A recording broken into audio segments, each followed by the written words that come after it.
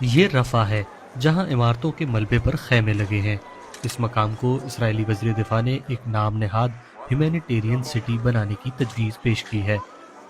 یہاں ابتدائی طور پر 6 لاکھ افراد رہائش پذیر ہوں گے، پھر وقت گزرنے کے ساتھ ساتھ غزہ کے تمام 20 لاکھ سے زائد باشندے نقل مکانی کر کے یہاں آئیں گے۔ راستے میں ان کی تلاشی لی جائے گی اور پھر انہیں یہاں سے باہر جانے کی اجازت نہیں ہوگی۔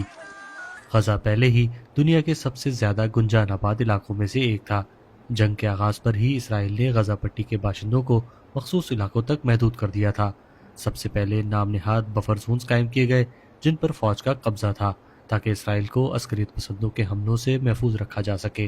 اسرائیل نے مصر کی سرحد کے ساتھ جنوب میں فلاڈیلفی کوریڈور کا کنٹرول سنبھال لیا اور پھر 2 مزید راہداریوں موراک اور نیتزارم پر بھی قبضہ کر لیا۔ اس کے بعد غزہ پٹی کے مختلف ٹکڑے کر کے فلسطینیوں سے کہا گیا کہ وہ نقشے میں دکھائے گئے لکیروں سے نشان زدہ علاقے چھوڑ دیں۔ لوگوں کے رہنے کے لیے اس ساحلی پٹی کا صرف ایک چھوٹا سا حصہ چھوڑا گیا۔ نام نہاد ہیومینیٹیرین سٹی مصر کی سرحد کے قریب موراک اور فلاڈیلفی راہداریوں کے درمیان واقع ہوگا۔